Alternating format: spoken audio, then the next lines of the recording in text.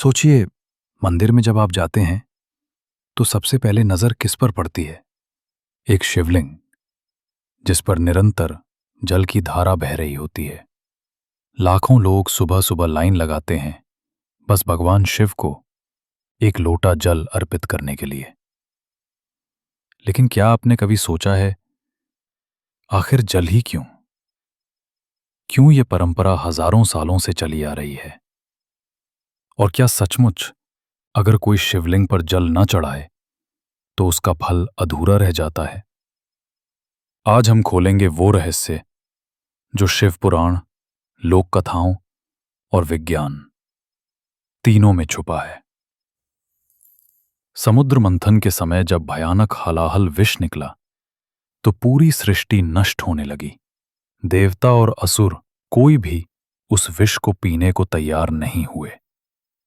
तभी भगवान शिव ने संसार की रक्षा के लिए सारा विष अपने कंठ में धारण कर लिया।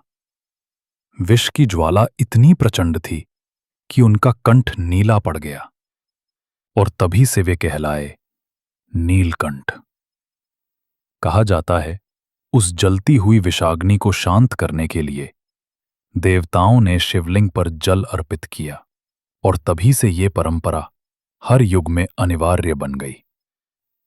शिव पुराण में लिखा है, यह शिवाय जलम दद्यात् तस्य पापम विनश्यति। यानी जो शिवलिंग पर जल चढ़ाता है उसके सारे पाप नष्ट हो जाते हैं, और जो शिव को जल अर्पित नहीं करता उसका पुण्य अधूरा रह जाता है। इसलिए कहा गया है, शिव को जल चढ़ाना केवल पूजा नहीं बल्कि मोक्ष की सीढ़ी है। सोचिए, अगर इतना शक्तिशाली कर्मकांड आप भूल जाएं तो उसका असर आपके जीवन पर कैसा होगा? अब सवाल उठता है, सिर्फ जल ही क्यों नहीं? बेलपत्र, धतूरा और दूध क्यों? बेलपत्र के 3 पत्ते त्रिमूर्ति ब्रह्मा, विष्णु, महेश का प्रतीक हैं। साथ ही ये सत्व, रज और तम 3 गुणों को संतुलित करते हैं। धतूरा अहंकार और विष का प्रतीक है। इसे शिव को अर्पित करना मतलब अपने अहंकार को त्यागना। दूध शुद्धता और शांति का प्रतीक है। और जल, जल ही जीवन है। जल ही वो ऊर्जा है जो शिव के कंठ में बसे विष को शीतलता देता है। या कहते हैं, गांव में एक धनी व्यापारी ने अहंकार में आकर शिवलिंग पर जल चढ़ाना बंद कर दिया। वो बोला, भगवान को जल की क्या जरूरत, ये सब अंधविश्वास है। धीरे धीरे उसके खेत सूखने लगे, कुएं का पानी सूख गया और परिवार बीमार पड़ गया। एक रात उसने सपना देखा। एक विराट छाया बोली, तुम्हारे जीवन का जल सूख गया है क्योंकि तुमने शिव को जल देना बंद कर दिया। अगले दिन उसने पंडितों से सलाह ली और जल अर्पण फिर से शुरू किया। धीरे धीरे उसकी हालत सुधर गई।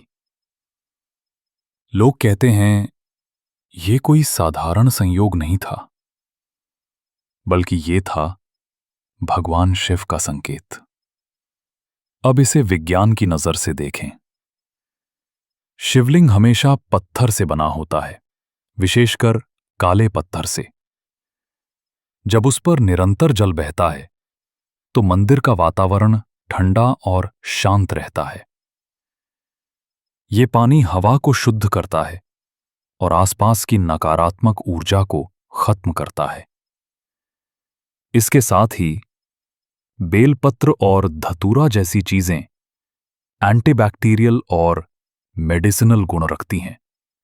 यानी शिव पूजा में प्रयुक्त हर चीज वैज्ञानिक दृष्टि से भी उपयोगी है। इसलिए कहा जाता है, जल अर्पित करना सिर्फ धार्मिक कारण नहीं,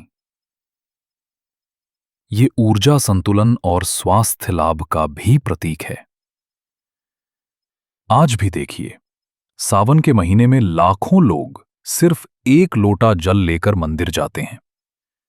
लोग मानते हैं एक लोटा जल से भी शिव प्रसन्न हो जाते हैं। नई नौकरी, विवाह, स्वास्थ्य या संतान सुख, हर समस्या का समाधान शिवलिंग पर जल अर्पण से जुड़ा हुआ है, क्योंकि असल में यह कर्मकांड नहीं बल्कि ऊर्जा का रीसेट बटन है। एक बार जल अर्पित करो और देखो मन की शांति कैसी मिलती है। असल रहस्य यह है, भगवान शिव को जल चढ़ाना केवल परंपरा नहीं है, यह हमें याद दिलाता है कि जैसे शिव ने संसार का विष पीकर सबको बचा लिया, वैसे ही हम भी अपने जीवन के विष, दुख, क्रोध और अहंकार को शांति और श्रद्धा से खत्म कर सकते हैं। जल अर्पण करना दरअसल खुद को पवित्र करने का साधन है। अब आप जान गए होंगे शिवलिंग पर जल क्यों चढ़ाया जाता है, क्योंकि ये केवल भगवान को प्रसन्न करने का तरीका नहीं, बल्कि आपके जीवन की नकारात्मकता को धोने का मार्ग है। याद रखिए, एक लोटा जल सिर्फ शिवलिंग पर नहीं, बल्कि आपके पूरे जीवन पर शांति और सकारात्मकता की धारा बहा सकता है। तो सोचिए, आपने आखिरी बार कब भगवान शिव को एक लोटा जल अर्पित किया था?